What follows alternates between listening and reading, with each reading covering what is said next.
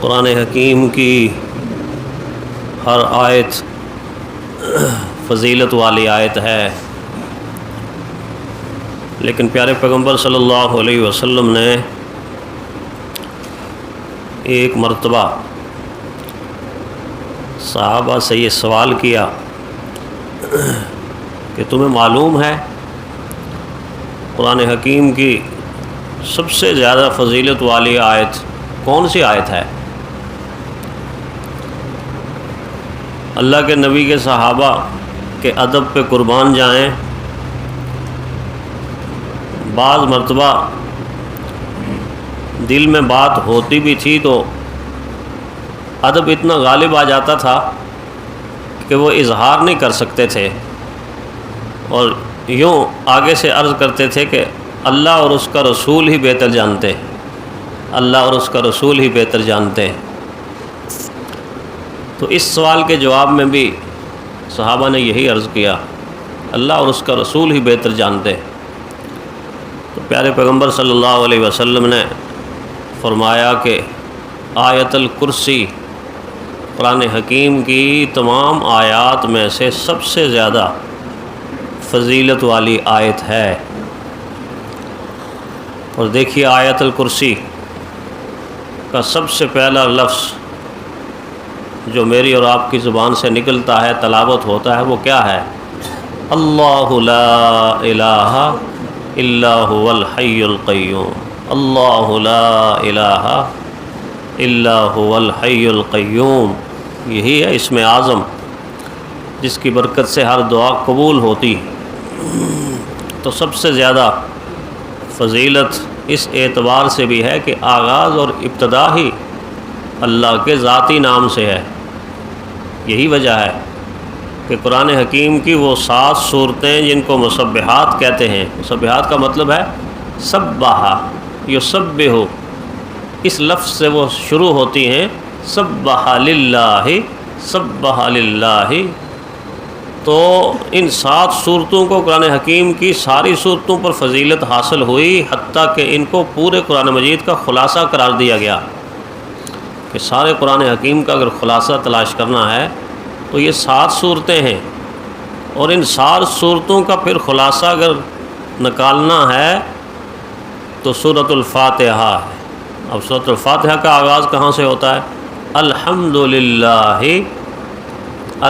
للہ رب العالمین، اللہ کے نام سے ابتدا، اللہ کے نام سے آغاز۔ اور پھر فرمایا کہ اگر پورے قرآن کا خلاصہ وہ 7 صورتیں، اور 7 صورتوں کا خلاصہ سورہ فاتحہ، اور اگر سورہ فاتحہ کو ملا کر پورے کے پورے قرآن کا خلاصہ اگر کہیں تلاش کرنا ہے تو فرمایا بسم اللہ الرحمن الرحیم۔ بس اس پورے کے پورے بابرکت جملے میں سارے دین کا، سارے قرآن کا، ساری شریعت کا خلاصہ اللہ نے اس کے اندر جمع کر دیا۔ ہمارے استاد فرمایا کرتے تھے کہ جب میں یہ بات آپ سے کہتا ہوں تو آپ کے ذہن میں فوراً سوال آئے گا کہ اتنا مختصر سا جملہ اور اتنے بڑے قرآن کا خلاصہ اس کے اندر کیسے آ گیا، کیسے سما گیا، کیسے آ گیا، کیسے سما گیا؟ تو فرمایا کرتے تھے کہ آپ کی 1.5 انچ کی عقل کے اندر اللہ نے اتنا بڑا جہان چھپایا ہوا ہے، سمایا ہوا ہے، تو اتنے مختصر جملے میں قرآن نہیں سما سکتا۔ فرماتے تھے آنکھیں بند کر کے تو دیکھو کہ آپ کی عقل کے اندر کیا کیا چیز ہے، اور واقعی ایسا ہی ہے۔ تھوڑا سا انسان آنکھیں بند کر کے دیکھے تو سورج نظر آ رہا ہے، چاند کی شکل نظر آ رہی ہے، کتنے بڑے ہیں۔ جو چیز انسان نے دیکھی ہوئی ہوتی ہے نا، وہ ساری چیز، اس کا نقشہ پورے کا پورا عقل کے اندر موجود ہے۔ آپ سبزیوں میں سے کسی سبزی کا نام لیں گے تو وہ سبزی آپ کی عقل کے اندر پہلے سے موجود ہوگی۔ ٹماٹر کی شکل موجود ہے، بھنڈی کی شکل موجود ہے، کدو کی شکل موجود ہے، کریلے کی شکل موجود ہے۔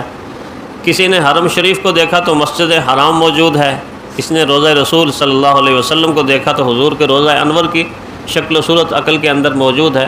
حتیٰ کہ جتنے جہان کو دیکھا ہے، وہ حشرات ہوں، نباتات ہوں، حیوانات ہوں یا انسان ہوں، انسانوں کی دیکھیں نا، ہمارے چچے، تائے، پھپھیاں، خالائیں، اور جتنے رشتہ دار ہیں، ہر ایک کی شکل میرے اور آپ کی عقل کے اندر موجود ہے۔ تو فرمایا کرتے تھے آپ کی 1.5 انچ کی عقل کے اندر اگر سارا جہان سمایا ہوا ہے تو اسی طرح بسم اللہ کے اندر بھی سارے کا سارا قرآن سمایا ہوا ہے، اللہ کا نام اس کے اندر سمایا ہوا ہے۔ تو میں عرض کر رہا تھا کہ اللہ تعالیٰ کے نام کی برکت سے جن جن چیزوں کی ابتدا ہوتی ہے اور کون سی چیز ہے جس کی ابتدا نہیں ہوتی، اللہ نے اپنی تمام مخلوقات کو جب تخلیق فرمایا ہے تو سب سے پہلے اپنا نور اس میں شامل کیا، اپنا تعارف اس میں شامل کیا ہے۔ آپ قرآن حکیم کی آیت نہیں سنتے، اللہ نور السماوات والارض، اللہ نور السماوات والارض، اللہ کا نور ہے زمینوں میں، آسمانوں میں، ساری کی ساری کائنات میں جھلکتا ہوا نور اللہ کا نظر آئے گا۔ کس کو نظر آئے گا؟ جس کی دل کی آنکھ کھلی ہوگی، جس کی دل کی آنکھ کھلی ہوگی، کیونکہ اللہ کی ذات کا تعلق انسان کے دل کے ساتھ بہت گہرا تعلق ہے، دل کے ساتھ بہت گہرا تعلق ہے۔ ساری کی ساری مخلوق دراصل دل کے ساتھ ہی اللہ کو پکارتی ہے۔ بس انسان اور جنات ایسے ہیں، یہ اول تو پکارنے میں بڑے بخیل ہیں کہ بہت کم اللہ کا نام لیتے ہیں، بہت کم، حالانکہ اللہ کا حکم کیا ہے؟ اللہ کا حکم ہے وَيَذْكُرُونَ اللَّهَ قِيَامًا وَقُعُودًا وَعَلَىٰ جُنُوبِهِمْ، قیامًا وقعودًا وعلیٰ، تین ہیں صرف انسان کی، چوتھی حالت کوئی نہیں ہوتی۔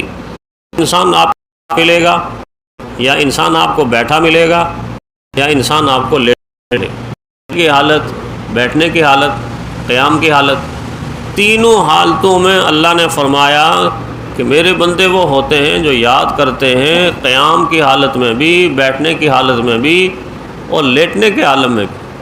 ہر حال کے اندر اللہ کو یاد کرنا، ہر حال کے اندر اللہ کو یاد کرنا، یہ قرآن حکیم کا حکم ہے، اللہ کی طرف سے حکم ہے یہ۔ اور اپنی یاد کے لیے جو قرآن حکیم میں اللہ تعالیٰ نے لفظ استعمال کیا ہے وہ اور کسی عبادت کے لیے نہیں کیا، حالانکہ ساری کی ساری عبادت اللہ کی یاد ہے، لیکن اپنے ذکر کے لیے فرمایا وَيَذْكُرُونَ اللَّهَ كَثِيرًا كَثِيرًا، کثرت کے ساتھ اللہ کو یاد کرنا، اتنا اللہ کو یاد کرنا کہ کوئی سانس ایسا نہیں جو بدن کے اندر جائے اور اللہ کی یاد سے خالی ہو، اور کوئی سانس ایسا نہیں جو بدن سے باہر آئے تو اللہ کی یاد سے خالی ہو۔ اتنی کثرت کے ساتھ اپنے نام کو یاد کرنے کا حکم فرمایا۔ چنانچہ دوسری ساری مخلوق، خواہ وہ زمین ہو یا آسمان ہو یا سورج ہو یا چاند ہو یا ستارے ہوں یا ہوا ہو یا فضا ہو یا خلا ہو، انسان کے علاوہ، جنات کے علاوہ جتنی مخلوق ہے وہ کثرت کے ساتھ اللہ کو یاد کرتی ہے، وہ غافل نہیں ہے۔ اگر غفلت برتتا ہے تو یا تو انسان یا پھر جنات، یہ دونوں مخلوقات۔ کیوں؟ اس لیے کہ ان کو اختیار دیا گیا ہے، باقی مخلوقات کو ارادہ اور اختیار نہیں دیا گیا، ان کو ارادہ اور اختیار دیا گیا ہے، اور مواخذہ اور پکڑ بھی ارادے پہ ہوگی، اختیار پہ ہوگی۔ جتنا اختیار اتنا مواخذہ، اتنی پکڑ، یعنی بساط سے بڑھ کر مواخذہ اور پکڑ نہیں ہے۔ اللہ تعالیٰ ہم سے یہ سوال نہیں کریں گے کہ آپ چھلانگ مار کے آسمان پر کیوں نہیں آئے، ایسا سوال نہیں کریں گے۔ کیوں نہیں کریں گے؟ اس لیے کہ میرے اور آپ کے بس کی بات نہیں کہ ہم چھلانگ مار کے آسمان پر چلے جائیں، بس میں نہیں نا۔ جتنا بس میں ہے اتنا سوال ہوگا۔ بس میں ہے نا کہ ہم اللہ کو یاد کریں، اور بس میں ہوتے ہوئے اگر نہیں یاد کریں گے تو پھر اللہ تعالیٰ سوال کریں گے مجھے کبھی یاد کیا تھا؟ میں تو آپ کو لمحہ بلمحہ یاد کرتا تھا، لمحہ بلمحہ یاد کرتا تھا، ہر گھڑی یاد کرتا تھا، ہر آن یاد کرتا تھا، اور حضور کی زبان سے سمجھا دیا کہ تم اللہ کو تنہائی میں یاد کیا کرو، اللہ فرشتوں میں تمہیں یاد کریں گے۔ کتنا خوش قسمت اور خوش نصیب انسان ہوگا وہ کہ جس کا نام لے کے اللہ فرشتوں سے یہ کہہ دیں یہ میرا بندہ ہے، یہ مجھے یاد کر رہا ہے۔ تو تم تنہائی میں یاد کرو، اللہ تمہیں فرشتوں کی مجلس میں یاد کریں گے، اور تم آسانی کی حالت میں اللہ کو یاد کرو، اللہ تنگی کی حالت میں تمہیں تنہا نہیں چھوڑیں گے، تمہیں تنہا نہیں چھوڑیں گے۔ تو اس لحاظ سے لمحہ بلمحہ، ہر سانس، ہر آن، ہر گھڑی اللہ کی یاد کو دل میں بسانا بھی چاہیے، اور زبان سے اس کا اظہار بھی کرتے رہنا چاہیے۔ اللہ تعالیٰ ہمیں ایسا ہی کرنے کی توفیق عطا فرمائے۔